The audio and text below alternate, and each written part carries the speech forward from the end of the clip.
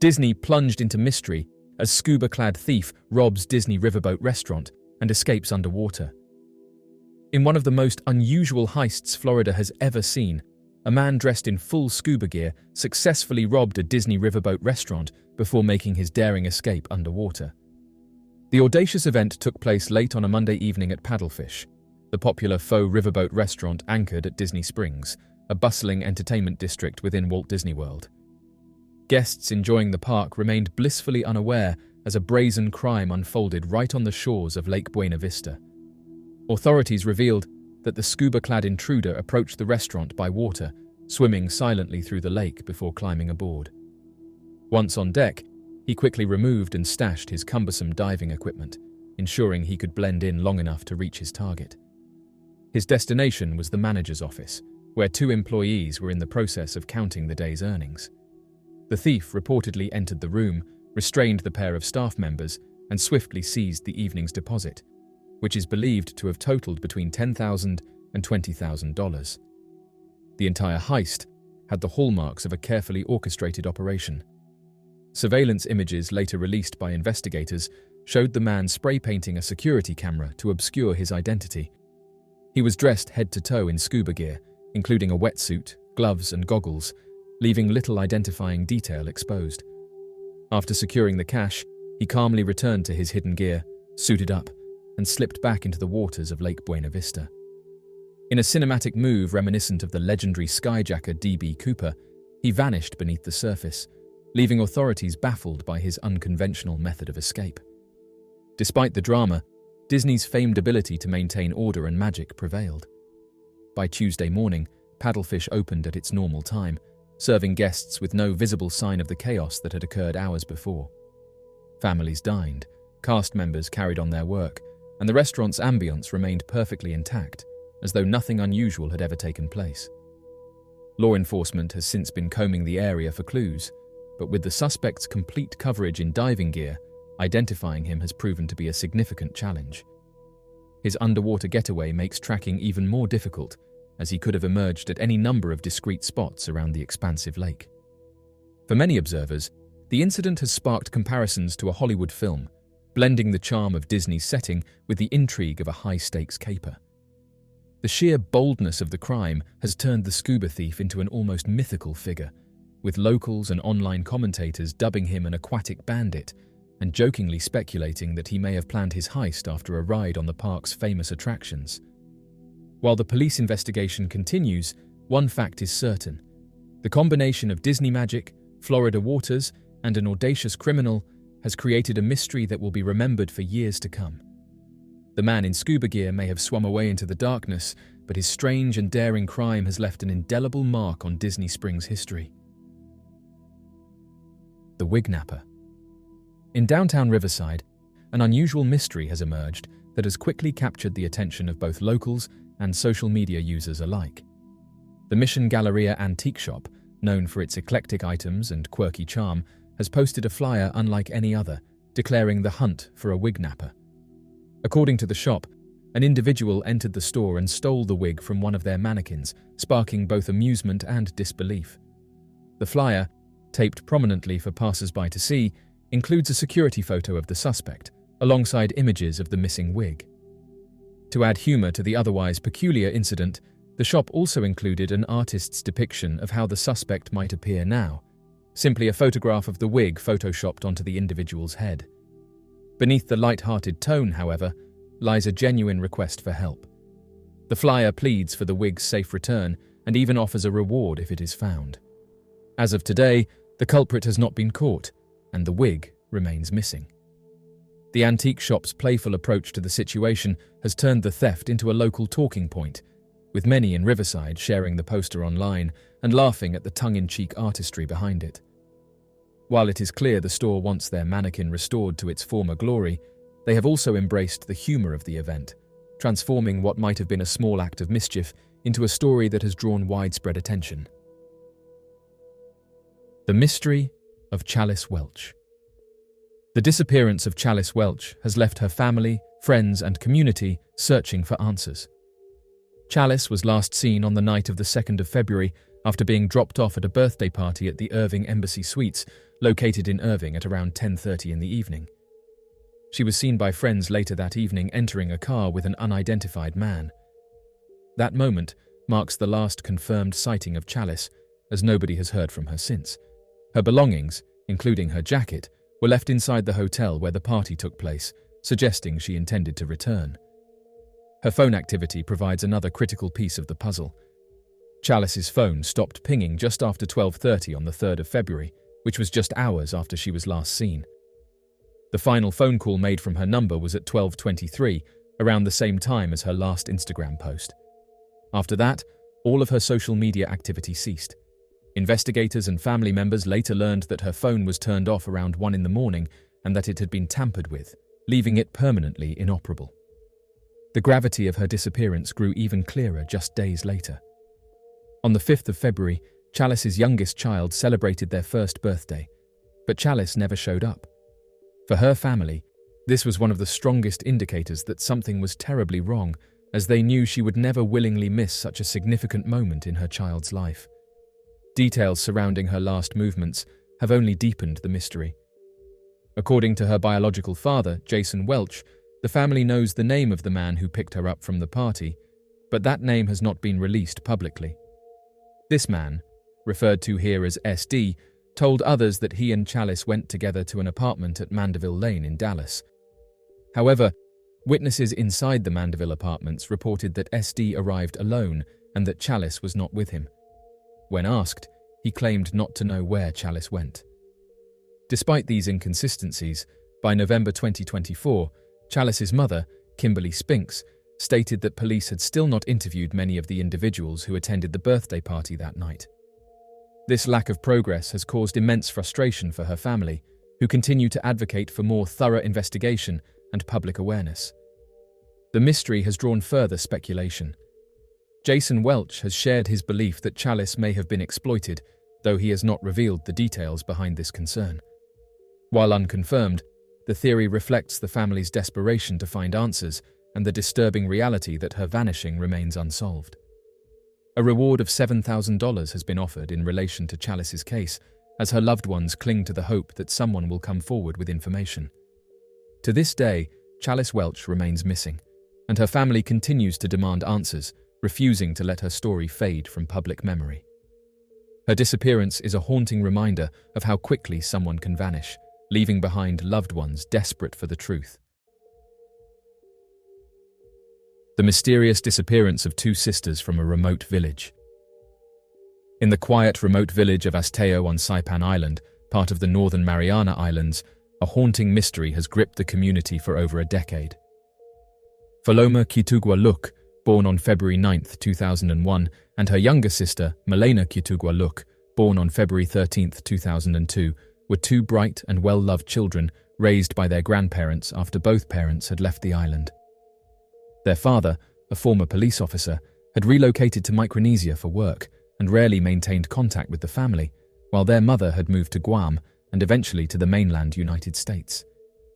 Despite the physical absence of their parents, Faloma and Milena were surrounded by a loving extended family. Their grandparents, aunts, uncles, and cousins all played active roles in their upbringing. The girls attended school in a neighboring town and were known for their friendly nature and their ability to make friends easily. Life was simple and safe, until the morning of May 25, 2011, when everything changed. That day, the girls woke early and prepared for school. Their bus stop, a small covered pavilion just a few hundred meters from their home, was a short walk away. At 6:10 in the morning, they were seen sitting together on a cement slab at the bus stop. It was a seemingly normal start to the day, but when school ended at 3:30 in the afternoon, the girls had not returned home. Concerned, their grandparents flagged down the school bus and asked the driver about the sisters. The driver wasn't sure if they had boarded, but all the remaining students insisted they hadn't seen the girls at all that day. Panicked, the family contacted the school, only to learn that Faloma and Milena had not attended any classes that day. The realization was horrifying. The girls had gone missing sometime between 6:10 and 6:30 in the morning, the time their school bus typically arrived. For over 10 hours, no one had noticed they were missing. The school had not called to check on their absence, and crucial hours had slipped by without any search effort being initiated. Immediately after confirming the girls were missing, their grandparents contacted the local police. Fortunately, the authorities took the matter seriously from the start. An island-wide alert was issued, and the family distributed missing person flyers in the community and the nearby Thursday market. Police officers began conducting door-to-door searches, questioning residents, and canvassing the neighborhood for any signs or information. Investigators focused on the bus stop, where the girls were last seen. Nothing appeared out of place. There were no signs of a struggle or evidence suggesting the girls had run away. No personal items were left behind. This led the police to strongly suspect foul play and suggested the girls had been taken. They gathered details from witnesses and classmates, learning that no one saw the girls after they were spotted waiting for the bus. In a crucial discovery, police confirmed that the window of their disappearance was just 20 minutes, between 6:10 and 6:30 in the morning. The girls' physical descriptions were quickly disseminated. Faloma, who was 5'1" and weighed 90 pounds, was wearing jeans and a white blouse. Milena, who stood 4 feet tall and weighed 65 pounds, had on jeans and a light green shirt with a butterfly design. She also had a noticeable birthmark on her left cheek. Both girls carried backpacks with their names and home phone number written on the straps.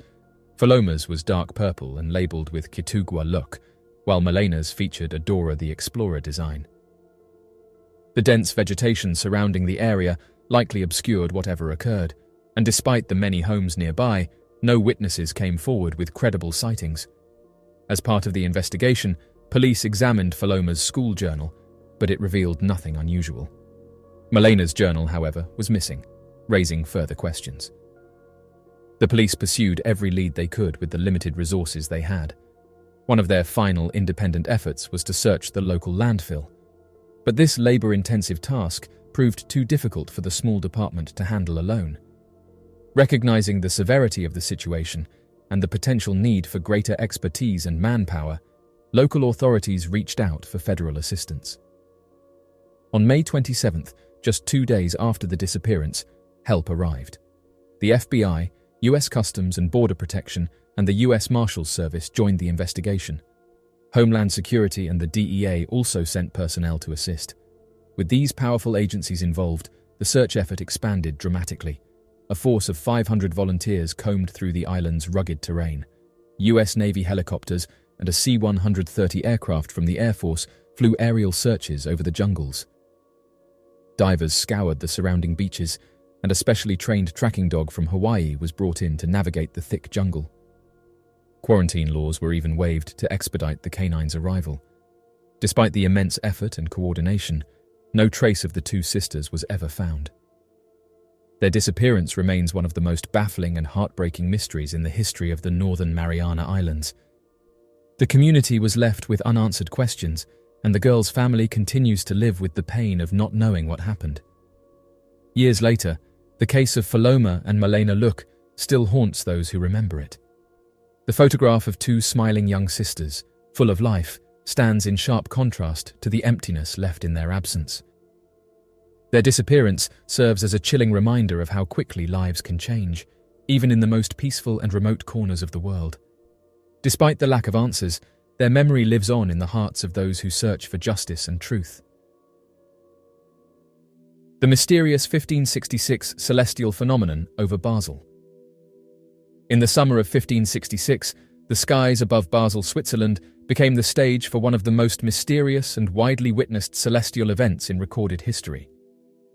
Spanning over several days, specifically July 27th, July 28th, and August 7th, a series of strange and dramatic occurrences in the sky were observed by numerous residents of the city and surrounding countryside. These events were later documented in a printed pamphlet by the Basel historian Samuel Coccius, who interpreted them through a religious lens.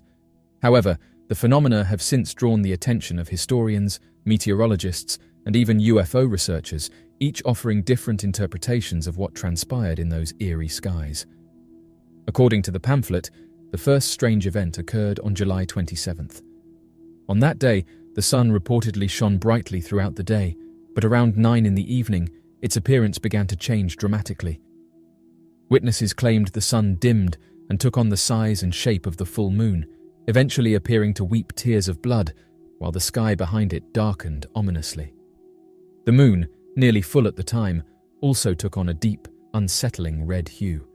Such a dramatic transformation of both sun and moon deeply alarmed those who witnessed it, leading Colchius and others to believe the events carried divine or apocalyptic significance.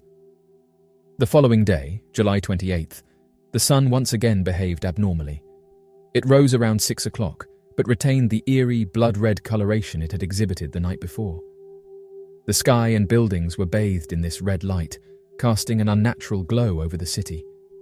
The sun's persistence in this altered state only reinforced the belief among many at the time that the heavens were sending a message, perhaps one of warning, judgment, or divine intervention. However, the most dramatic spectacle came on August 7th. In the early hours of the morning, just before sunrise, witnesses reported seeing large black spheres moving rapidly through the sky.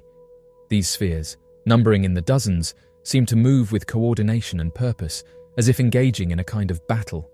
Some of the spheres were described as fiery red, while others appeared to collide, crumble, or vanish into the ether. The phenomenon unfolded in full view of the rising sun, creating a surreal and chaotic scene that left witnesses in awe and confusion. While Colchius framed these occurrences as divine signs, consistent with the religious interpretation common in 16th century Europe, modern scholars have explored alternative explanations. Historians and meteorologists have speculated about the atmospheric conditions that might have produced such vivid and strange visual effects.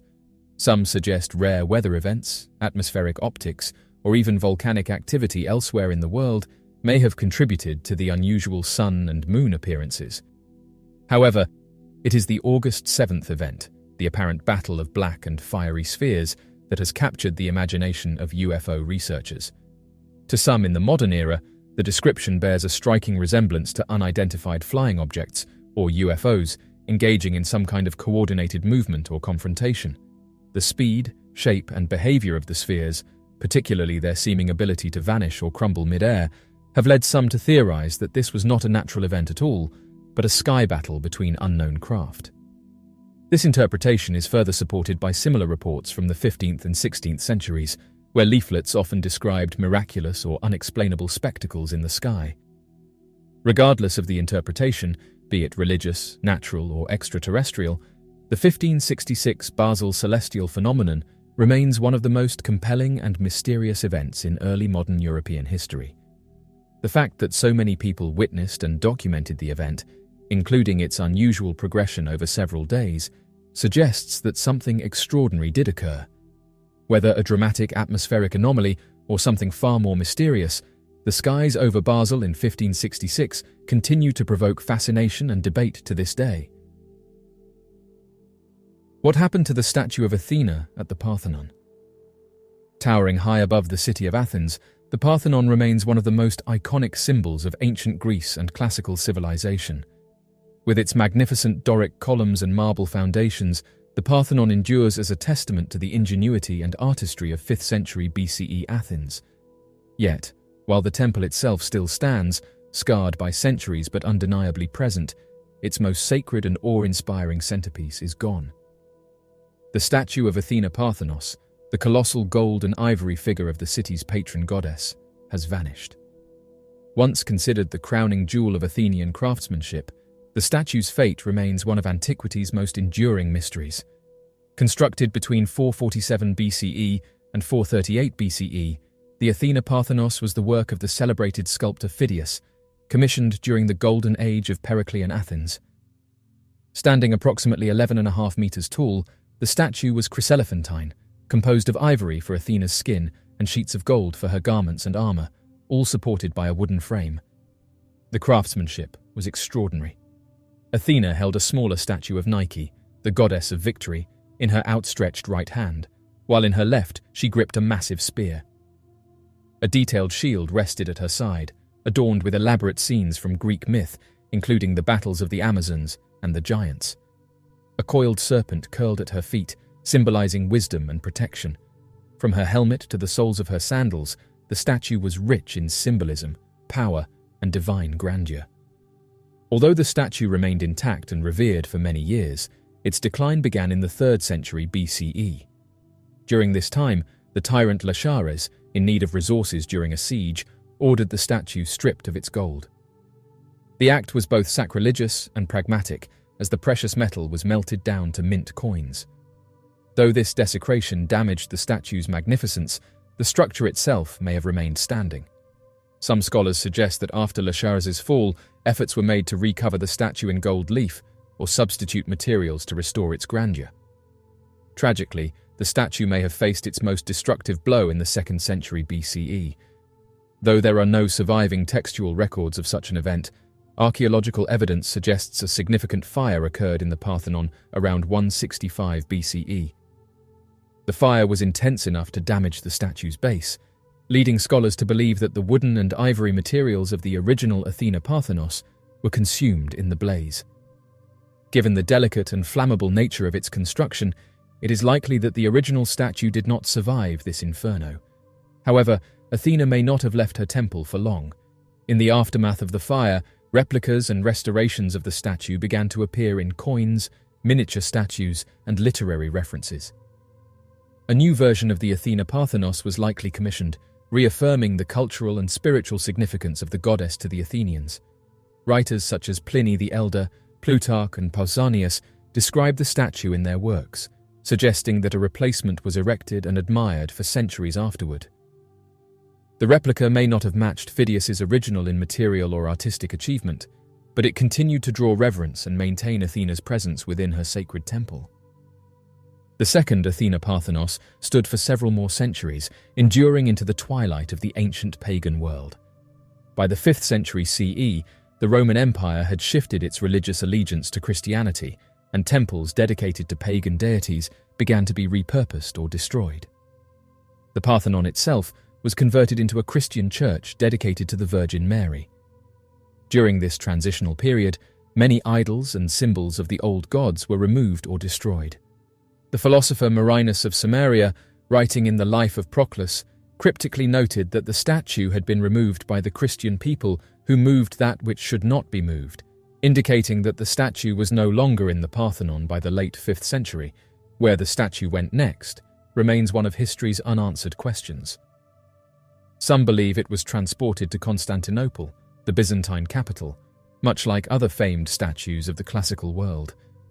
The colossal statue of Zeus at Olympia, also attributed to Phidias, is thought to have suffered a similar fate.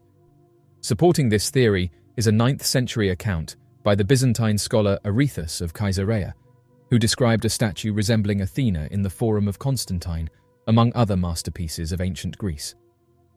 It is possible that this statue was the final incarnation, or even the original Athena Parthenos, relocated to protect it, or to showcase it, in the new center of imperial power.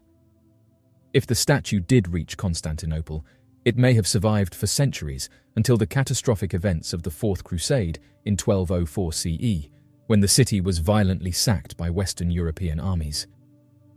Countless treasures were looted or destroyed during the Crusaders' rampage through the city, and the Forum of Constantine, where the statue may have stood, was ravaged by fire and pillaging.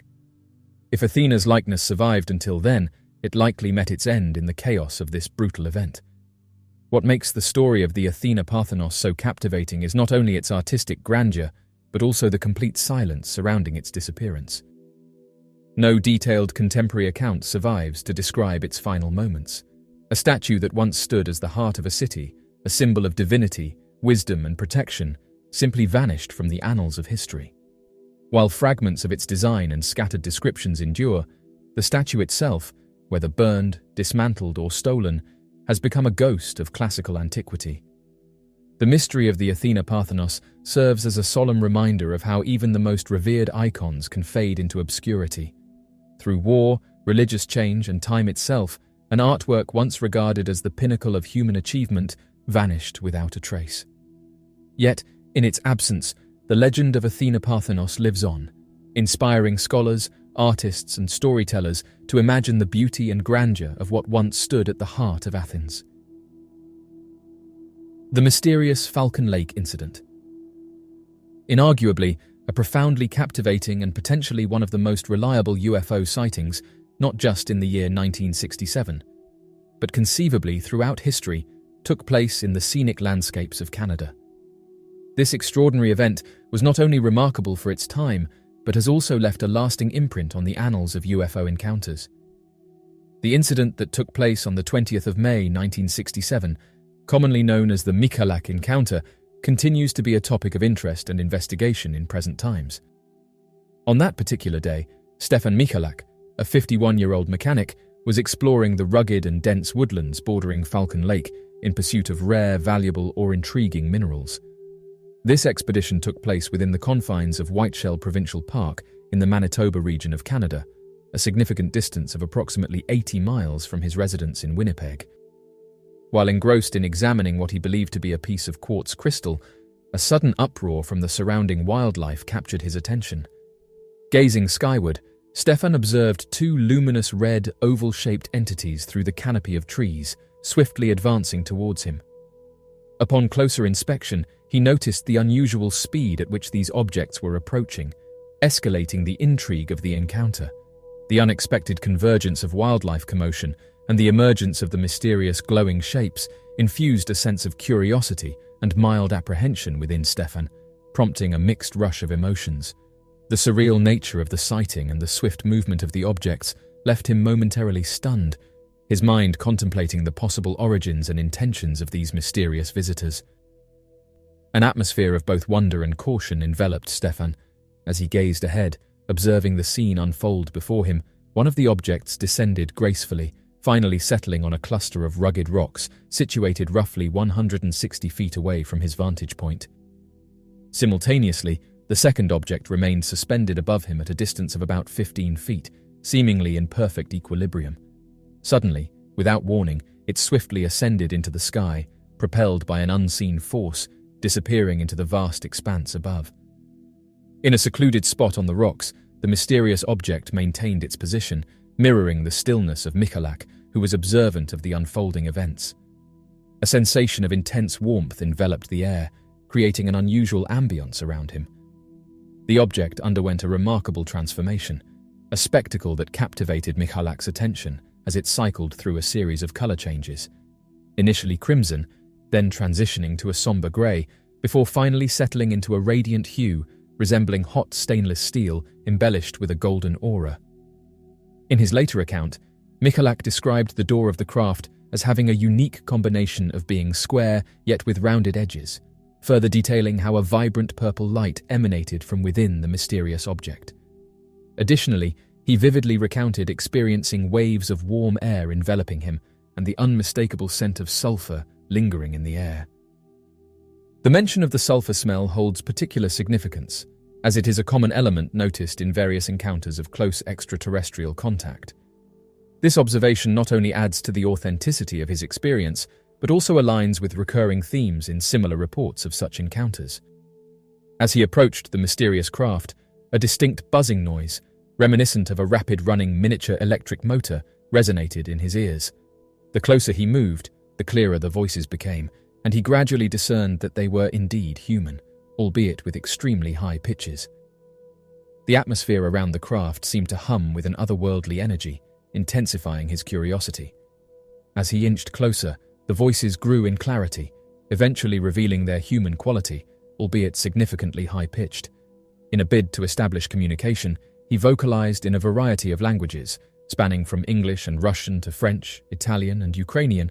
However, his calls remained unanswered. Drawing nearer to the mysterious vessel, he found himself in such proximity that he could almost feel its surface. Equipping himself with the protective eyewear typically utilized for chiseling rocks, he resolved to peer inside the craft. With a deep breath, he cautiously extended his head through the entrance, intrigued by what lay beyond. The mysterious allure of the alien structure beckoned him, stirring a mix of apprehension and curiosity within him. In the midst of his surroundings, a complex network of vibrant lights awaited him, some flickering incessantly. Among them were straight beams traversing both horizontal and diagonal paths. As he observed, the lights seemed to lack any discernible arrangement or order, operating in what he perceived as a haphazard manner. Shifting his focus downward, he scrutinized the floor, detecting a seamless surface without any visible seams or connections to the overhead walls. This peculiar lack of distinct boundaries is a recurring detail often noted in numerous encounters involving unidentified flying objects. The spacecraft's tilting movement resulted in one of its machines coming into contact with the man's chest, causing him to experience an immediate and intense searing pain across his torso. What alarmed him even more was the fact that his glove had partially melted from his hand and his shirt had caught fire. In response, he quickly moved away from the craft, shedding the burning shirt in the process. At that moment, he also observed that the craft had lifted slightly off the ground. Suddenly, a rush of hot air enveloped him, and just as swiftly as it had appeared, the object ascended rapidly into the sky. This series of events left him with a mixture of physical discomfort and awe at the disappearing craft. Upon reflection, Michalak paused to compose himself, his mind clouded with bewilderment and searing agony as he gradually made his way towards his parked vehicle situated along the highway. His destination was Misericordia Hospital, where he sought treatment for the severe burns that plagued his chest. After seeking medical assistance, he proceeded to inform the Royal Canadian Mounted Police about the incident, although their response was limited to compiling a basic report, offering minimal assistance in addressing the situation. Upon the emergence of the incident in the local media and radio broadcasts, a plethora of UFO investigators were swiftly drawn to the scene, driven by a keen interest to engage with Michalak and delve deeper into the mysterious occurrence. Notably, Michalak bore a peculiar checkered burn mark on his chest, suspected to have been sustained during his contact with the machinery inside the unidentified object. In the aftermath, he grappled with severe illness for an extended period, marked by persistent bouts of intense nausea and the struggle to retain any form of sustenance. Furthermore, several weeks later, Michalak began to manifest distressing symptoms, including painful blisters on his torso and an unusual rash that traced a distinct V-shaped pattern from his ears down to his chest. The lingering effects of the encounter continued to afflict Michalak long after the initial incident, portraying a complex and enduring narrative of his ordeal. Throughout the next several weeks, despite experiencing a return to normal health overall, the individual continued to face intermittent health setbacks. A notable incident occurred in September of 1967, when he once again sought medical attention due to the emergence of peculiar, sizable spots on his torso. Additionally, he reported experiencing a pronounced sensation of heat and discomfort around his neck and chest region. These symptoms were accompanied by sporadic instances of lightheadedness and significant swelling in the joints of his hands. This ongoing struggle with health issues highlighted the complexity and unpredictability of his condition during this period. Despite temporary periods of improvement, the individual faced persistent challenges and fluctuations in his well-being, underscoring the need for continued monitoring and care. Following a period of initial disinterest in his account, Michalak's claims gained traction due to mounting pressure from UFO researchers and public intrigue, prompting the RCMP and the Canadian Air Force to undertake a more thorough investigation. As the inquiry progressed, Michalak, accompanied by investigators and an electrical engineer, successfully pinpointed the exact location of the incident. To the astonishment of all involved, a distinct and unmistakable outline of the ship was discovered imprinted on the ground, becoming a pivotal piece of tangible evidence in the case's unfolding narrative. This unexpected turn of events not only heightened the seriousness of the investigation, but also fueled further curiosity and speculation among both the authorities and the wider community following the case. In addition to retrieving the charred shirt torn from his back by Michalak upon being propelled from the spacecraft, efforts were made to collect any remaining fragments. Observers also noted a concerning phenomenon in the area surrounding the craft's touchdown site. The trees and vegetation appeared to be desiccated and lifeless, indicating a significant impact on the immediate environment. This occurrence raised questions about the potential environmental repercussions of the craft's presence, hinting at the possibility of a more profound ecological disturbance than initially perceived. The occurrence at Falcon Lake ultimately lingers as a mystery, perpetuating intrigue and speculation within UFO research circles. Despite the lack of definitive answers, a significant number of experts in the field consider Stefan Michalak to be a highly credible observer, viewing his account as both genuine and sincere. Tragically, Michalak's passing transpired in October 1999, precisely 32 years subsequent to the mysterious encounter, at the age of 83. the giant pyramid seen above Washington. In December 2018, a remarkable event unfolded in the skies above one of the most secure and well-known locations on Earth, the Pentagon. According to numerous eyewitness accounts, a large, pyramid-shaped object was seen hovering above the Pentagon during the night, seemingly defying gravity and the usual understanding of aerial technology.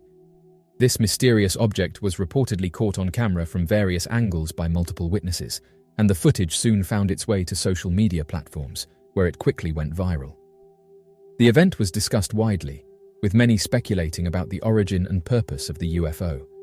However, in the years since the sighting, especially by 2024, much of the footage and photographic evidence has become increasingly difficult to find, leading some to suggest that the majority of this evidence has been quietly deleted from the internet, raising suspicions about a potential cover-up. The pyramid-shaped UFO spotted above the Pentagon in 2018 immediately stood out due to both its unusual shape and its location. The object was described as being massive in size, stationary, and hovering directly above the Pentagon, a symbol of US military power. Multiple reports stated that the object was either emitting a faint glow or reflecting light from the surrounding city. The event took place at night, making the illumination of the object even more conspicuous against the dark sky. What made this particular UFO sighting stand out even more was the number of angles from which the object was reportedly filmed. Various witnesses across different parts of Washington, D.C. and Northern Virginia captured images and videos of the object from their phones, providing multiple perspectives of the event. These videos circulated widely on social media platforms like Twitter, Facebook, and YouTube. The pyramid shape of the UFO led to a flurry of speculation online, with theories ranging from experimental military technology to extraterrestrial visitors. For a brief time, the Pentagon UFO became a viral sensation, attracting the attention of not only UFO enthusiasts, but also mainstream media. Some news outlets covered the sighting, though coverage was generally cautious, focusing more on the strange nature of the event rather than offering any definitive explanation. Initial attempts by skeptics to debunk the footage were met with difficulty, as the object did not conform to conventional explanations like weather balloons, drones, or aircraft. Despite the initial excitement surrounding the pyramid-shaped UFO sighting, by 2024, finding the original videos and images has become an increasingly difficult task. Searches for footage on popular video-sharing platforms and social media yield few results, and many of the original posts appear to have been taken down. Even on discussion forums like Reddit and UFO-specific websites, references to the event are often accompanied by broken links or claims that videos have been removed. This slow disappearance of evidence has sparked speculation that the footage may have been deliberately suppressed or deleted. While it is not uncommon for some content to be removed from the internet for various reasons, such as copyright issues or inactivity, the near-total erasure of evidence related to such a significant sighting has raised eyebrows. Many UFO enthusiasts have pointed to this as a potential cover-up, suggesting that authorities may have acted to suppress the evidence due to the sensitive location of the sighting or because the object represented advanced technology that needed to remain classified. The idea that much of the footage has been erased from the internet adds a layer of intrigue to the event. In today's hyper-connected world, it is exceedingly rare for something as public as a UFO sighting, especially one witnessed and filmed by multiple people, to effectively disappear. The difficulty in locating footage of the pyramid-shaped UFO has given rise to theories that government agencies or private contractors may have intervened to remove the content. With the footage of the event now scarce, speculation has intensified about what really happened over the Pentagon in December 2018. One popular theory is that the object was an advanced piece of military technology, possibly part of a secretive program to develop new types of aircraft or defense systems. The Pentagon has long been associated with clandestine research and development projects, and some believe that the pyramid-shaped UFO was a prototype of a new craft that had not yet been disclosed to the public. According to this theory, the sudden removal of the footage is part of an effort to maintain secrecy surrounding this technology. Another theory, more favored by UFO enthusiasts, is that the object was not of earthly origin, but rather an extraterrestrial craft. The pyramid shape, which is less common in UFO sightings than the traditional saucer or triangular shapes, has led some to suggest that the object may represent a type of advanced technology that has not been widely encountered before. Advocates of this theory point to the location of the sighting, the Pentagon, as potentially significant. If advanced visitors were interested in observing human military power or conducting reconnaissance, the Pentagon would be a logical place for such an observation. Others have suggested that the object might have been part of a joint human extraterrestrial project. This theory, often dismissed as too speculative, posits that secret collaborations between government agencies and alien visitors could be taking place, and that the pyramid-shaped object was one manifestation of this cooperation. According to this line of thinking, the removal of footage would be necessary to prevent the public from becoming aware of such activities. The difficulty in finding images and footage of the 2018 Pentagon UFO has led many to question whether a deliberate effort has been made to erase this event from public memory. While some point to technical reasons for the disappearance, such as social media platforms automatically deleting old posts or users voluntarily removing content, others see a more deliberate hand at work. The fact that footage of a large, pyramid-shaped object hovering above one of the most secure buildings in the world is now nearly impossible to find only deepens the sense that something is being hidden.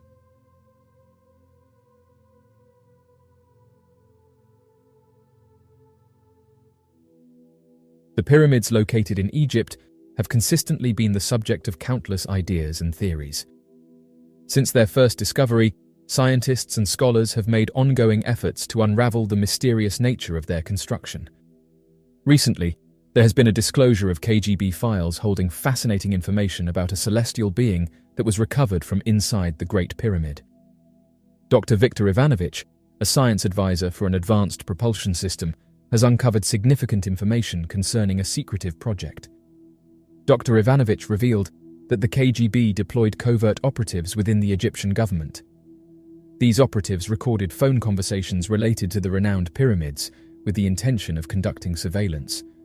The freshly disclosed files provide insight into a fascinating event in history, indicating an exceptional correlation between a divine entity and the ancient Egyptians. Dr. Viktor Ivanovich, renowned for his profound knowledge in cutting-edge propulsion systems, revealed extraordinary revelations on the clandestine operation. In 1960, Dr. Ivanovich made a key discovery involving Sami Sharif, the Egyptian Minister of Presidential Affairs. A fascinating Egyptian tape recording was extensively featured during the airing of the television series Secret KGB Files. This intriguing recording, originating from July 24, 1961, was presented during the show, providing valuable insights into a significant historical event. The individuals involved in the mission reportedly encountered a well-preserved ancient extraterrestrial in 1961. The objective of the project involved the participation of numerous Egyptologists from the Soviet Academy of Sciences, as well as scientists and military professionals. Sami Sharaf, a trusted associate of President Gamal Abdel Nasser of Egypt, commanded the squad. The initial mention of this remarkable narrative occurred during the mission in the video, which was later described as a covert Russian expedition conducted in Egypt in 1961. The objective of the mission was to reveal the tomb of the visitor. The documentary, titled The Secret KGB Files, was initially presented to the public in 1998 by the United States. The documentary states that there is a film that provides evidence of a segment of the classified mission. The film depicting the covert operation was released by a Russian intermediary who asserts to have acquired it from the classified archives of the KGB. The video, presented in black and white, depicts Soviet workers retrieving what seems to be a mummified alien from a sarcophagus found in a tomb on the Giza Plateau. Forensic specialists, as reported by the news channel who hosted the video, have verified the video's veracity. They claim to have acquired the film from Russian insiders and assert that it originates from the vaults of the KGB. Testimonies from senior officials appear to support the claim that the sarcophagus, retrieved by Russian military forces, indeed held the remains of an extraterrestrial entity. Dr. Ivanovich provides his expertise as an astrophysicist and neurologist and discloses that the presence of this mysterious being originated from the celestial realm and shared their exceptional wisdom and knowledge with the people of Earth before eventually leaving. In addition, Dr. Ivanovich reveals a surprising revelation that one of these celestial beings actually passed away on our planet. In order to pay tribute to and safeguard the remembrance of this divine being, a hidden tomb of the highest level of confidentiality was covertly built inside the majestic pyramid. Remarkably, senior Egyptian officials recently revealed this astonishing fact during a private telephone discussion. Since then, several researchers have endeavored to find the exact location of the hidden burial chamber. Reports indicate that Egyptian authorities, in collaboration with officials from many nations, have effectively retrieved the creature from the pyramid and securely stored it in a heavily fortified location. Secret 30-foot chamber found inside the Great Pyramid. The pyramids of Egypt, especially the Great Pyramids of Giza, stand as some of the most iconic and mysterious structures in human history. Currently, historians and experts believe that they were built during the Old Kingdom period, and these monumental structures have fascinated archaeologists and the general public for centuries. Despite extensive study and numerous theories, the pyramids remain shrouded in mystery. The sheer precision and scale of the pyramids are among the primary reasons they remain unexplained. The Great Pyramid of Giza, for instance, was constructed with such accuracy that the sides of the base have an average error of just 58 millimeters in length. The alignment of the pyramid to the cardinal points is also remarkably precise, deviating only slightly from true north. Achieving this level of accuracy would be challenging even with modern technology, yet the ancient Egyptians accomplished it using tools made of stone, copper, and bronze. The Great Pyramid has long captivated researchers, scientists, and amateur Egyptologists. Currently, emerging technologies are aiding scientists in gaining a deeper understanding of the internal composition of the pyramid.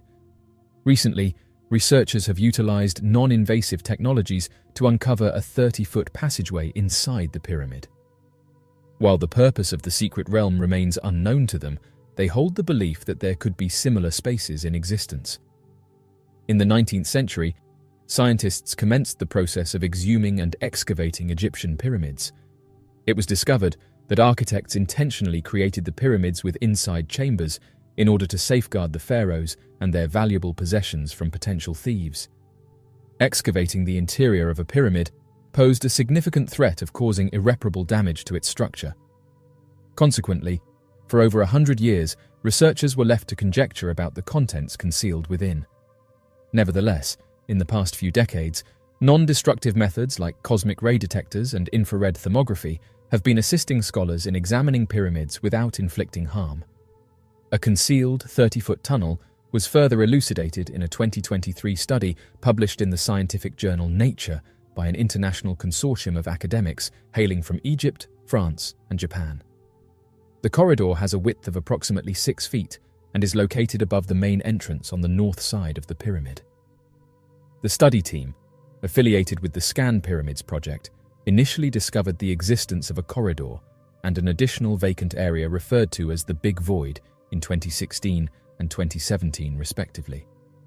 The architects of the pyramids likely constructed the corridor with the intention of evenly distributing the weight and therefore safeguarding the pyramid against collapse.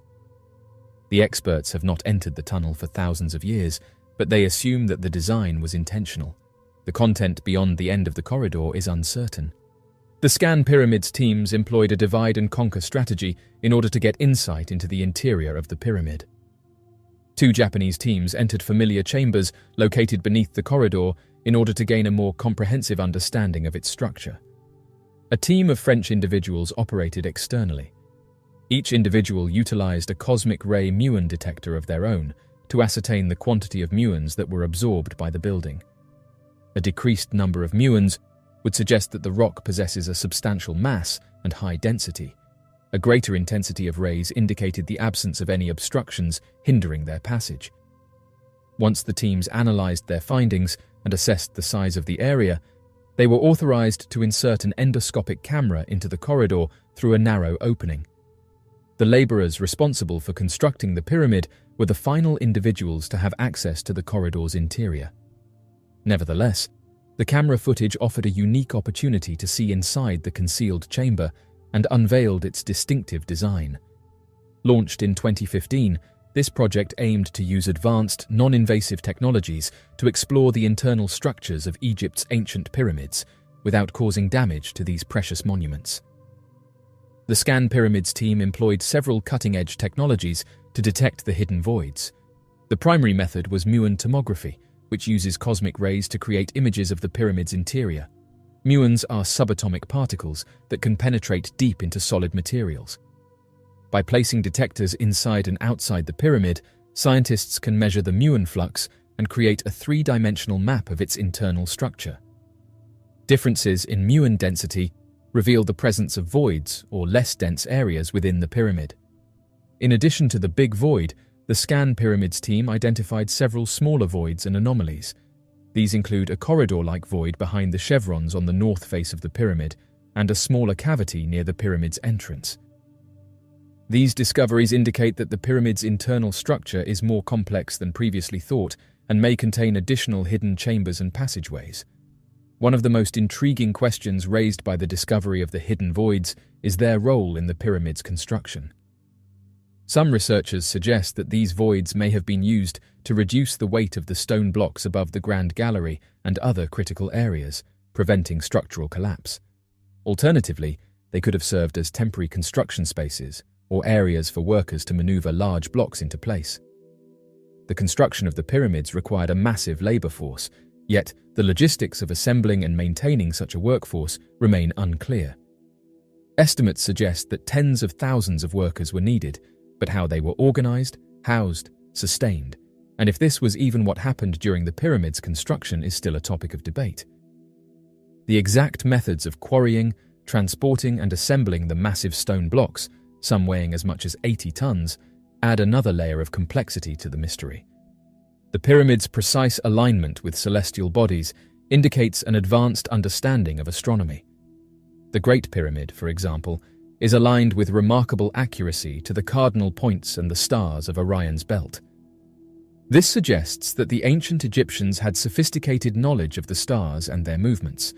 The question remains how this knowledge was acquired and applied with such precision. The design and construction of the pyramids required advanced mathematical knowledge. The dimensions of the Great Pyramid, for instance, embody the golden ratio and demonstrate an understanding of pi. The fact that such mathematical concepts were used in construction long before they were formally documented in other cultures suggests that the Egyptians had a level of mathematical sophistication that is not fully understood. One of the most puzzling aspects of the pyramids is the lack of detailed contemporary records explaining their construction. While there are inscriptions and documents that provide some information about the pharaohs who commissioned the pyramids, there is little in the way of detailed engineering plans or records of the construction process. This absence of documentation makes it difficult to understand the methods and technologies used by the builders. The passage of millennia has likely resulted in the loss of crucial knowledge about the construction techniques and purposes of the pyramids. Natural degradation, human activity, and historical upheavals have contributed to the erosion of records and artifacts that might have explained these mysteries. What remains are the structures themselves and a few scattered clues, leaving much to speculation and interpretation.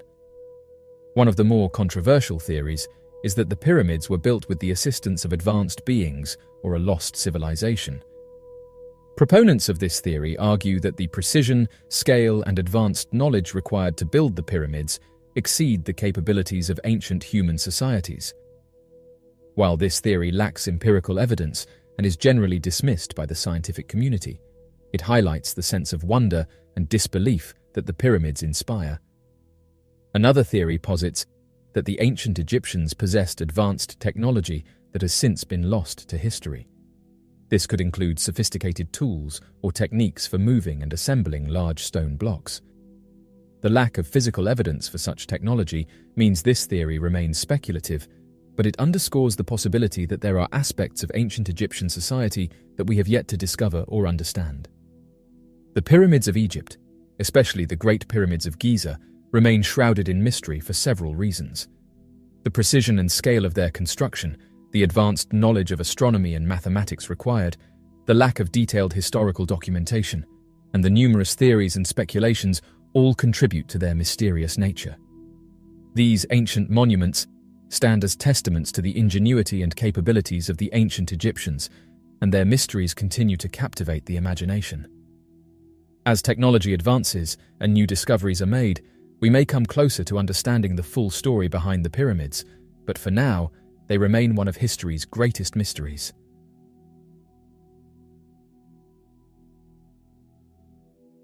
Deep within the dense forests, a man stumbled upon a giant wall, a mysterious structure that has sparked intrigue and speculation. The story begins with a man, an avid hiker and amateur archaeologist who frequently explored the Siberian wilderness. On a particularly long expedition in the summer, the man said that he ventured deeper into the forest than ever before. As he navigated through the thick underbrush and towering trees, he came across something utterly unexpected, a massive wall, partially obscured by vegetation but unmistakably artificial in its construction. The wall, which many have said is stretching over a mile in length and standing approximately 20 meters high, appeared to be made of large, tightly fitted stones. Despite the passage of time, the structure showed remarkable integrity, with only minor signs of weathering and erosion. The stones suggest a level of engineering sophistication that seemed incongruous with the known history of the region. The man's discovery quickly attracted attention. After documenting his find with photographs and videos, he shared the information with social media groups in order to get to the bottom of the mysterious structure. A team of archaeologists and historians was assembled to investigate the site, hoping to uncover the origins and purpose of the mysterious wall. The initial examination revealed several intriguing aspects. The discovery of the wall has given rise to numerous theories and speculations. Megalithic stone walls are renowned for their construction techniques, which often involve the precise cutting and fitting of massive stones. Some of these stones weigh several tons, and their placement would have required significant manpower and advanced engineering skills. The stones are typically fitted together with such precision that a knife blade cannot be inserted between them. Some researchers believe that certain megalithic walls were constructed as part of religious or ceremonial sites. The precise alignments and orientations of the stones in relation to astronomical events suggest that these structures may have had significant cultural and spiritual importance. The presence of similar construction techniques and architectural styles in different parts of the world raises questions about cultural interconnections and the spread of knowledge. While it is unlikely that these ancient societies had direct contact with each other, the similarities in their constructions suggest parallel developments in engineering and architecture. This phenomenon could be attributed to shared human ingenuity and the universal challenges of building durable structures. One of the most prominent theories suggests that the wall is the remnant of an ancient civilization previously unknown to historians. This civilization, perhaps contemporaneous with or even predating known cultures such as the Scythians or the Mongols, might have constructed the wall for defensive purposes, as a territorial marker, or for ceremonial use. The scale and sophistication of the construction imply a society with advanced engineering capabilities and organizational skills. Some researchers have proposed that the wall could be a natural formation, the result of unique geological processes, or possibly even placed there. They argue that the regularity of the stones and their arrangement could be explained by natural fractures and weathering patterns. However, the precision of the construction and the presence of inscriptions make this theory less convincing to many researchers. In the realm of more speculative theories, some have suggested that the wall could be evidence of extraterrestrial influence. Proponents of this idea point to the inexplicable engineering techniques and the use of non-local materials as indicators that the wall might have been constructed with the assistance of or inspired by visitors. While this theory captures the imagination, it lacks empirical support and is generally not favored by the scientific community. The discovery of the giant wall in Siberia has significant implications for our understanding of history and archaeology. If the wall is indeed the product of an ancient civilization, its discovery could necessitate a re-evaluation of the history of human settlement and development in Siberia. It might reveal new insights into migration patterns, technological advancements, and cultural exchanges in prehistoric times. Such a finding would enrich our understanding of human history and the complexities of early civilizations. The investigation of the wall has also highlighted the importance of integrating modern technology with traditional archaeological methods. Techniques such as ground-penetrating radar, 3D imaging, and drone surveys have been employed to explore the site more comprehensively, allowing researchers to gather detailed data without intrusive excavation. These advancements could revolutionize the field of archaeology, enabling more precise and less invasive exploration of historical sites. This man found 2 mysterious stone spheres. People began speculating about the 2 enormous stone spheres that a man had recently discovered concealed inside a forest. Many explanations have already been offered for what they are, such as being space junk or remnants of an extinct society. Head of the Space Policy Institute scientist Ivan Moiseev clarified that NASA can detect asteroids as small as 2 meters, which is roughly the size of these stone balls. He added that if these had really fallen from space, the Space Institute would have found evidence of them passing through the atmosphere. Alexander Ivanov, the director of the Center for Astronomy and Cosmonautics, agreed with this notion. It has been stated that shortly after their discovery, individuals dressed in military uniforms hit them with hammers. There is currently very little information available on them, but according to one user, the people in question are employed by the local forest service, and they damaged the stone spheres as soon as they learned about them. One of the workers said that they did this in order to avoid violations of environmental legislation. Those who live nearby and were aware of the finding opposed this, arguing that the city should have taken them in for inspection or allowed the public to view them. Only a few websites have currently featured this subject, and it's unclear exactly when they were found and why they were destroyed. It's interesting to note that this stone ball reminded several people of Costa Rica's stone spheres. The stone balls have been mentioned numerous times throughout history, and while there is still disagreement on their provenance and their function, some archaeologists have hypothesized that they served as representations of solar systems.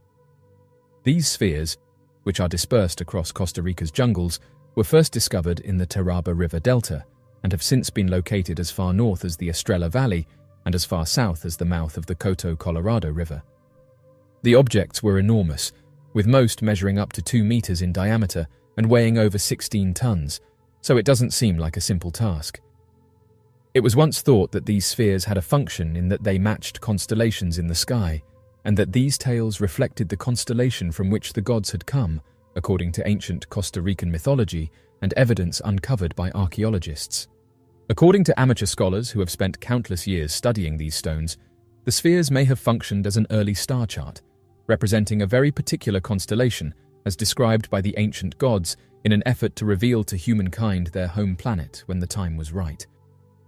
Unfortunately, after being found, the Costa Rican stone spheres were either removed from their original site by archaeologists and researchers or taken by treasure seekers who thought the spheres held gold treasures that could be sold on markets, precious antiques, or ancient artifacts. Because of this, the actual nature and archaeological context of the dispersed spheres are dubious at best. While a small number of stones may still remain in their original locations, hundreds more have either been completely destroyed, taken, or swept away by regional flooding.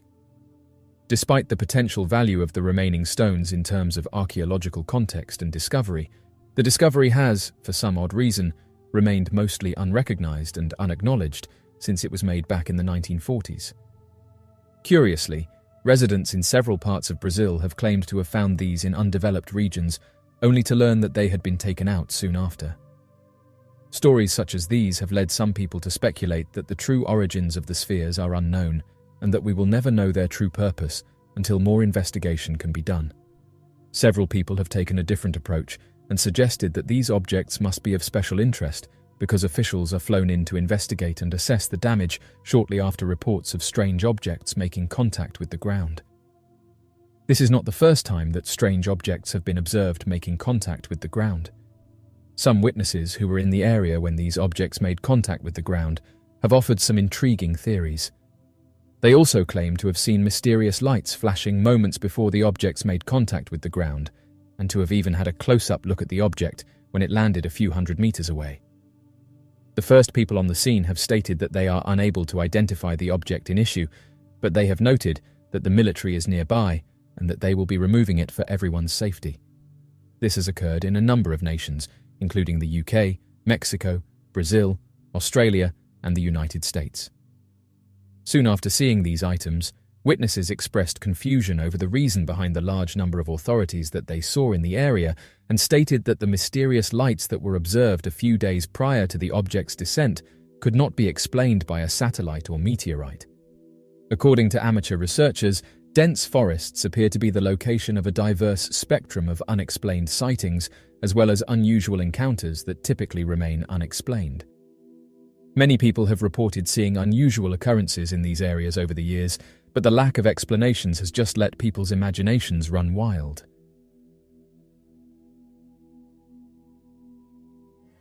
The Sabu disk, also known as the schist disk, is one of the most mysterious artifacts discovered in ancient Egypt.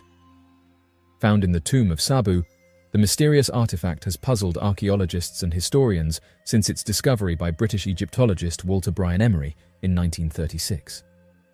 Despite its significance, there is a scarcity of reliable sources and comprehensive studies on this artifact, leaving many questions about its purpose and origin unanswered. The Mastaba tomb comprises 7 chambers, and the disk was discovered in Room E, the primary burial chamber, positioned centrally and in close proximity to the remains of Sabu, who was initially interred in a wooden coffin. The issue that many researchers have encountered is the complete absence of trustworthy sources regarding the investigation of this object. The most reliable information that can be found is a few conflicting websites. The artifact is made of a material known as schist, a type of metamorphic rock, and measures approximately 61 centimeters or 24 inches in diameter. Its shape is unique and complex, resembling a 3-lobed propeller or a wheel with curved triangular blades radiating from a central hub. Despite the initial excitement surrounding its discovery, there is a notable lack of detailed scholarly research and reliable sources on the Sabu disk. The primary source of information that remains is the excavation reports by Emery, which provide only a basic description and few insights into its potential use. Subsequent references to the disk in academic literature are sparse and often speculative, reflecting the broader challenges in studying and interpreting this enigmatic object. Several theories have been proposed to explain the function of the Sabu disk, although none have been conclusively proven. At the Airbus Research Centre, replicas of the disk were produced utilizing a 3D printer, and the tangible characteristics of the disk were analyzed. The duplicates possessed aerodynamic characteristics and could function as a flying disk. The choice of schist as the material for the disk is significant. Schist is a durable and relatively lightweight stone, allowing for the construction of an object that is both strong and potentially capable of withstanding aerodynamic forces. The weight distribution of the disk, with its central hub and evenly spaced lobes, could theoretically contribute to stable rotational dynamics. If the Sabu disk were to be spun rapidly, the shape of the lobes could create differential air pressure, similar to the principles that allow modern helicopter blades to generate lift. The central hub could serve as a mounting point or axis of rotation, allowing the disk to spin smoothly and maintain stability in flight. The aerodynamic profile of the lobes suggests that they could cut through the air efficiently, reducing drag and enhancing lift. The ancient Egyptians are known for their remarkable achievements in engineering and architecture. The construction of the pyramids, sophisticated irrigation systems, and precise astronomical alignments of their monuments all demonstrate advanced technological capabilities. The possibility that they experimented with aerodynamic principles is not entirely far-fetched, given their innovative spirit and meticulous observational skills. Some scholars suggest that the Sabu disk might symbolize flight or celestial phenomena. Ancient Egyptian culture placed significant emphasis on the skies and celestial bodies, which were closely linked to their religious beliefs and practices. The disk could have been an artistic representation of their understanding of flight, or a ceremonial object intended to invoke the power of the gods associated with the sky and air. Modern experimental archaeologists have attempted to recreate the Sabu disk using similar materials and techniques available to ancient Egyptians. These experiments have shown that the disk, when spun, exhibits stable rotational behavior and generates lift. While these findings do not conclusively prove that the disk was intended as a flying object, they demonstrate its potential aerodynamic properties. One of the main challenges to the flying disk hypothesis is the lack of contextual evidence. The Sabu disk was discovered in a tomb, alongside other funerary artifacts. There are no contemporary records or inscriptions that explicitly describe its use or function as a flying object. The absence of direct evidence makes it difficult to confirm any theory definitively. Another theory suggests that the disk was a ceremonial object, possibly used in religious or ritualistic contexts. The intricate design and craftsmanship indicate it could have held symbolic significance, perhaps representing the solar disk or other celestial phenomena important in ancient Egyptian cosmology. Another theory posits that the Sabu disk was part of an ancient mechanical device. Some researchers have speculated that it might have been a component of a water pump or a primitive fan, although there is no direct evidence to support these claims. The precision and symmetry of the disk suggest it could have been part of a sophisticated mechanism. A more mundane explanation is that the disk was a spinning top or a toy used for entertainment or educational purposes. However, the complexity and size of the object make this theory less convincing. In addition to functional theories, the Sabu disk has also been interpreted symbolically. Some scholars suggest it may represent the technological and artistic prowess of early dynastic Egypt, reflecting the society's advanced understanding of geometry and design. Others believe it could symbolize power and authority, given its association with a royal tomb. As mentioned, one of the main challenges in interpreting the Sabu disk is the lack of contextual information. Emery's reports provide limited details about the disk's exact location within the tomb, its relationship to other artifacts, and its potential use. Without this contextual data, it is difficult to draw definitive conclusions about its purpose and significance. The disk itself is the only known example of its kind, making comparative analysis impossible. The absence of similar artifacts from the same period hinders efforts to understand its function and significance. Additionally, the fragmentary nature of the evidence leaves room for considerable speculation and debate. The study of the Sabu disk has been constrained by methodological limitations. Early archaeological techniques lacked the precision and technological capabilities of modern methods, resulting in incomplete documentation and analysis. Furthermore, the artifact has not been subjected to comprehensive scientific testing, such as materials analysis or experimental archaeology, which could provide valuable insights into its construction and use. The mystery of the Sabu disk underscores the importance of continued research and exploration in archaeology. Advances in technology and methodology hold the potential to unlock new insights and solve long-standing puzzles. Collaborative efforts between archaeologists, historians, and scientists could lead to a more comprehensive understanding of this mysterious artifact and its place within the broader context of ancient Egyptian civilization. As of right now, the Sabu disk remains one of the most intriguing and mysterious artifacts from ancient Egypt. The scarcity of reliable sources and detailed studies has left many questions about its purpose and origin unanswered. While various theories have been proposed, the lack of conclusive evidence continues to fuel speculation and debate. The study of the Sabu disk highlights the challenges and opportunities in archaeology, emphasizing the need for ongoing research and the application of advanced techniques to uncover the secrets of our past. The mysterious Tully Papyrus. The Tully Papyrus is one of the most intriguing and controversial documents in the study of ancient Egyptian history. Allegedly, it describes a series of mysterious and possibly extraterrestrial events witnessed by the pharaoh Thutmose III around 1480 BCE. Despite its captivating content, the authenticity and provenance of the Tully Papyrus remain subjects of intense debate among historians, archaeologists, and UFO researchers. The Tully Papyrus is named after Alberto Tully, a former director of the Vatican's Egyptian Museum, who reportedly discovered the document in the 1930s in an antique shop in Cairo. According to accounts, Tully could not afford to purchase the papyrus, but he was allowed to make a copy. This copy, supplemented by translations and annotations, forms the basis of what is now known as the Tully Papyrus. The original papyrus has never been located, and the available information is based on the transcription allegedly made by Tully. The document resurfaced in the 1950s when it was translated by Prince Boris de Rachwiltz, an Italian Egyptologist. His translation described extraordinary phenomena, which has since captivated UFO theorists and skeptics alike. The text of the Tully Papyrus is often cited as an early account of unidentified flying objects. According to the translation, the papyrus describes a circle of fire that appeared in the sky, emitting a foul odor and causing great concern among the observers. The phenomenon reportedly occurred during the reign of Thutmose III, and the text recounts multiple sightings over several days. Assuming the Tully Papyrus is genuine, its historical significance is profound. The document offers a rare glimpse into the intersection of religion, science, and the supernatural in ancient Egyptian society. The Tully Papyrus serves as a corroborative document that aligns with other historical records from Thutmose III's reign.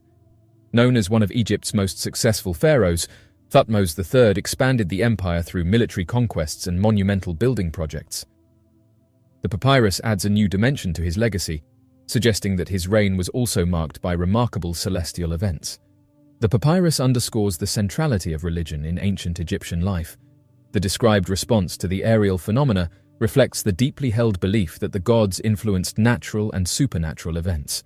This document enriches our understanding of how the ancient Egyptians sought to comprehend and react to extraordinary occurrences, blending observation with religious interpretation. One of the most intriguing aspects of the Tully Papyrus is its potential implications for unidentified objects and how they had an impact on religion. Proponents of this theory argue that advanced beings visited Earth in antiquity, influencing human cultures and technologies. The detailed descriptions of circles of fire and their behavior in the sky could be interpreted as evidence of advanced, non-terrestrial technology witnessed by the ancient Egyptians. If we accept the Tully Papyrus as a genuine record, the descriptions of the phenomena suggest advanced technology far beyond the capabilities of ancient civilizations. The brightness, movement patterns, and duration of the sightings indicate controlled, intelligent entities.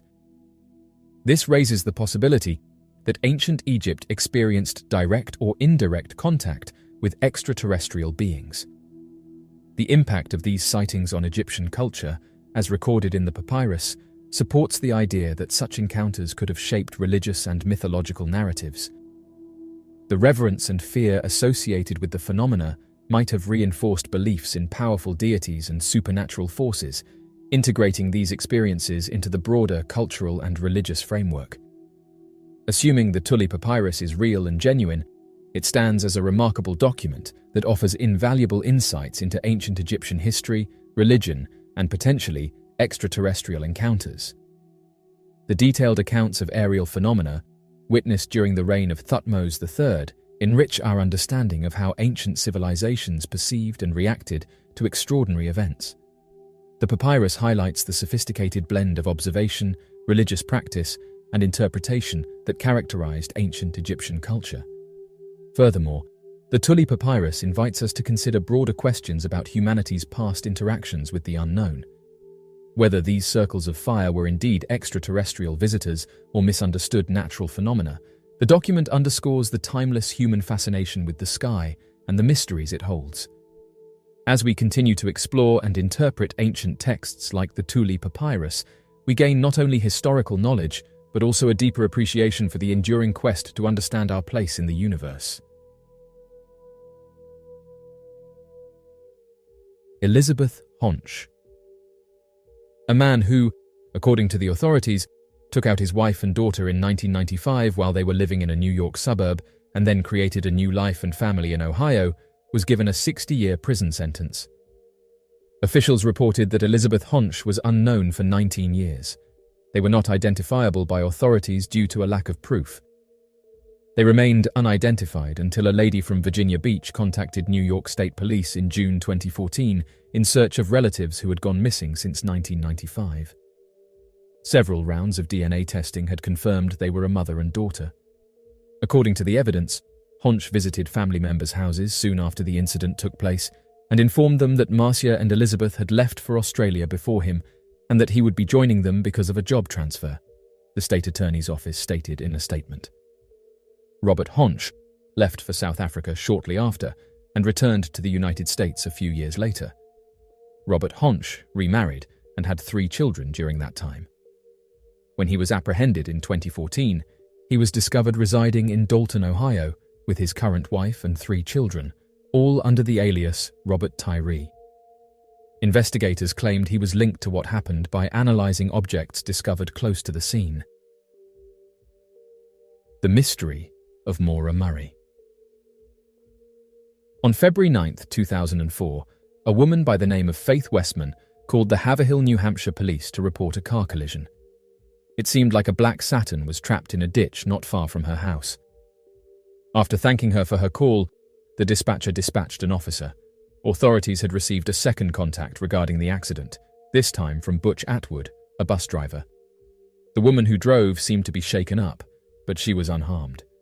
The woman claimed to have phoned roadside help before Atwood arrived at the crash scene, despite Atwood's assertion that he had offered to call the police. Atwood still made the police call after getting home, which was roughly 100 yards from the scene of the accident. Although he claimed not to be able to see the woman's car from his home, he could see other automobiles going by on the street. The first responding officer reached the area at 7:46 in the evening. However, the mysterious woman had vanished from sight. Authorities discovered that Mora Murray, aged 21, was the missing woman after conducting a preliminary check of the region. She was a University of Massachusetts Amherst nursing student, and earlier that day, she had left campus without informing anyone she was heading to New Hampshire, and she was never seen again after Murray disappeared in Haverhill that evening. Mora Murray grew up in Hanson. At the age of 6, the youngest child of Fred and Laurie Murray, she saw her parents divorce. Murray excelled academically as a track athlete and honor student. Despite receiving an acceptance to West Point, she chose to pursue her nursing studies at the University of Massachusetts in Amherst. Although there were occasional issues, her experience there seemed to be mostly typical. Mora Murray was arrested 3 months before her vanishing for using a credit card number that had been stolen, but if she continued to behave well for 3 months, that charge was meant to be dropped. Additionally, Murray and her sister Kathleen, who was dealing with problems with her fiancé, had a tearful phone call on February 5, 2004. Murray had to be escorted back to her room because she was so upset by the call at her campus security job at the time. Fred Murray, Murray's father, left for Amherst on February 7, 2004. He claimed that after taking his daughter out to supper and car shopping, he returned to his motel. Murray was then given his car to use for the nighttime celebration, enabling her to drive back to her dorm. However, she struck a railing with her father's vehicle while returning in the early hours of the next day. The car sustained major damage, but Murray remained unhurt. But Fred soon discovered that if Murray obtained the necessary paperwork from the Registry of Motor Vehicles, his insurance would pay for the repairs. Murray allegedly seemed well when her father returned her to her hostel later that day, despite her being disturbed about the mishap. However, all changed on February 9, 2004, the following morning. Murray sent an email to her instructors informing them of a bereavement in her family and her intention to take a week off. Murray gave a call to the owner of the Bartlett, New Hampshire condo she had previously visited with her family. However, she didn't book a room. She did not make a reservation when she called a helpline for motels in Stowe, Vermont. She had even used the internet to find directions to Burlington, Vermont by that point. She didn't inform anyone where she was heading, so it's unclear what her intended destination was. Murray drove to an off-campus at 3:15 in the afternoon, and 3 took out $280. After that, she went to a liquor store and spent roughly $40 on boxed wine and Baileys. She also picked up the paperwork related to her vehicle accident from the Registry of Motor Vehicles. She put a call into her own voicemail at 4:37 in the afternoon. That was the last time her phone usage was documented. Murray's whereabouts between her Amherst errands and her automobile crash in Haverhill hours later are unknown. However, it is most likely that she was somewhere between 7 and 7:25 in the evening. The 2 people who reported the car accident, Westman and Atwood, called 911 at 7:27 and 7:42 in the evening. The first responding officer discovered a wrecked car, but no one was inside. The airbags were deployed and the car was locked. Evidence at the scene indicated the vehicle had been eastbound and had gone off the roadway, struck some trees, spun around, and came to rest facing the wrong way in the eastbound lane. The officer added that they could see a box of Franzia wine right behind the driver's seat of the vehicle. Additionally, they noticed crimson liquid on the car's ceiling and driver's side door. There were no evident clues to foul activity, and no tracks leading into the surrounding woods could be found in the snow. As Atwood was the last person known to have spoken to Murray, the officer initially approached him for assistance with the search. A state trooper eventually arrived, and then firemen and emergency medical assistance. It's thought that nobody ventured east during the initial search, even though they started by searching the region west of the scene. Murray's father, Fred, who learned of his daughter's disappearance only 24 hours after the collision, would later point fingers at numerous aspects of the police search operation. Fred remarked that he knew she was headed east. Murray's phone records would suggest that she was thinking about renting a hotel in Bartlett, but the MapQuest directions she had in the car suggested to the police that she was actually going to Burlington. She had departed without making a definite reservation and without telling anyone about her plans, so it's still unknown where she was heading. During this time, several theories were shared by the media. However, her father said that she was in good spirits and had no worries or reason to run away from her life. Murray had been dealing with a lot of issues before going missing, including her legal troubles related to credit card theft, her concerns about her alcoholic sister, and the fact that she had crashed her father's car just hours before she was involved in another collision. There were indications that Murray meant her disappearance to be permanent, despite the belief held by many of her loved ones that she had just wanted to get away from the turmoil for a few days. Most significantly, when her dorm room was searched, it was discovered that she had packed the majority of her stuff into boxes before leaving. A printed email outlining various issues in her relationship with her partner was found on top of one of the boxes. Murray had left a few essentials in her car, but her backpack and mobile phone were among the few items that were stolen. Her phone was never used again, though. Every bank account connected to her has stayed empty. Furthermore, nothing more than unsubstantiated rumors and purported sightings have surfaced since Mora Murray vanished in 2004. Putting aside sentimental attachments, many have concluded that Murray did not plan to pass away that day based on things found in her car, including college textbooks, birth pills, and tooth whitener. Murray may have fled the scene to avoid difficulties after smashing her automobile a few hours after wrecking her father's car, according to a different scenario. Authorities assumed Murray had been drinking because of the quantity of alcohol discovered at the scene. Murray didn't want to take a chance on her record of good behavior following her credit card fraud arrest. If it had been warmer outside, the adjacent woods may have been a nice spot to hide out, but it was currently quite cold. Additionally, since the area was not checked during the first search, she would have had to flee on the road and move east of the accident scene, as there were no footprints discovered in the snow heading to the woods.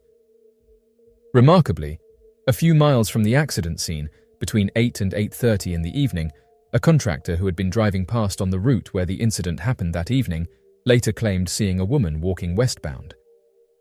The contractor was first unclear of the precise date he had seen the individual, so he didn't submit the reported sighting until months later. It's still unclear if Murray was the individual in question.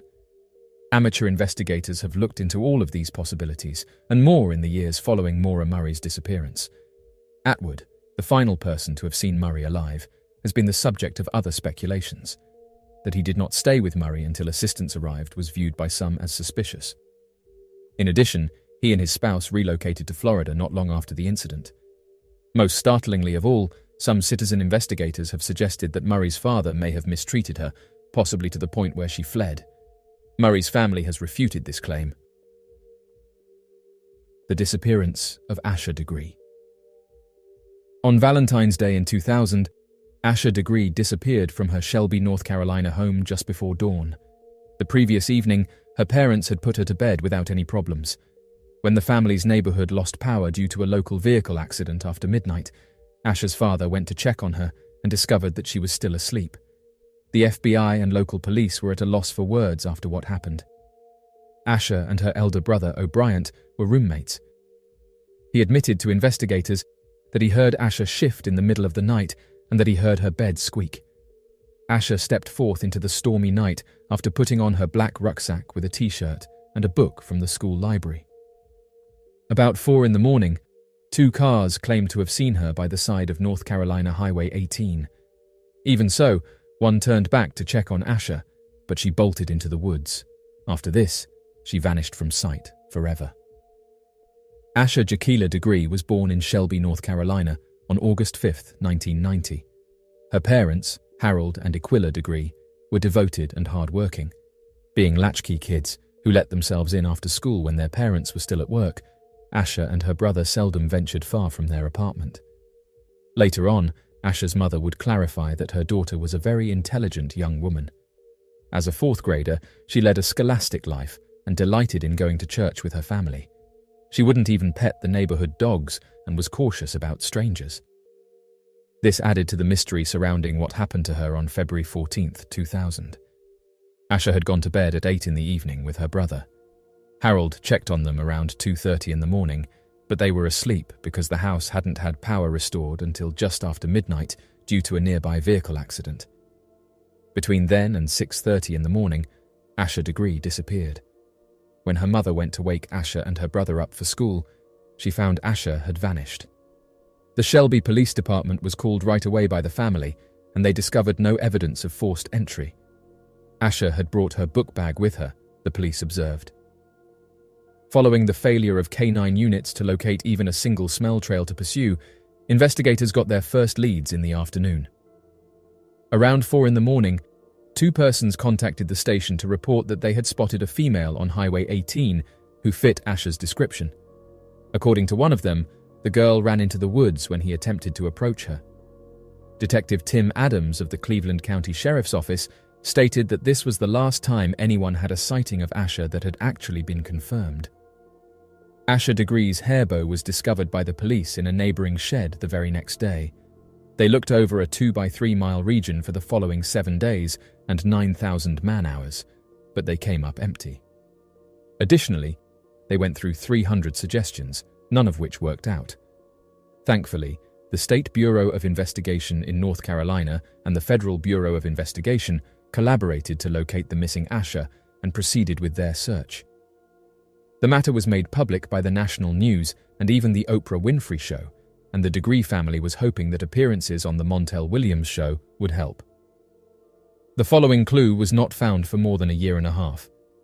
On August 3, 2001, while excavating an access road in Burke County, construction workers discovered Asha's backpack. It included a copy of Dr. Seuss's Michalak's Pool and a New Kids on the Block t-shirt. The book had been checked out at Asha's primary school library, but the finding of the backpack didn't yield any further information. The case's next piece of information didn't surface until 2004, when a prisoner said that they were aware of where she was. When investigators returned to the location of where the prisoner said she was, they discovered animal remains at the location. The Degree family planned a yearly trek from their house to a missing persons billboard in order to raise local awareness when encouraging leads turned out to be dead ends. In her honor, they even instituted a scholarship. When a tipster reported seeing someone who matched Asha's description get into a green Ford Thunderbird or Lincoln Mark IV the night she vanished in 2015, everything changed. After resuming its investigation, the FBI revealed that specific lead in 2016 and made Asha's backpack contents public in 2018. Suggestions keep coming in. Another prisoner at a state correctional facility in North Carolina contacted the Shelby Star in 2020, claiming to have overheard someone discussing her case. He and another prisoner were questioned by investigators, but they were unable to obtain any fresh information. Tim Adams, a Cleveland County investigator, is still hopeful that someone exists who could be able to provide Asha with useful information. Even after the State Bureau of Investigation, local police and FBI collaborated with the National Center for Missing People, Asha's whereabouts is still unknown. Recently, digitally aged images of Asha as a 30-year-old lady were made public.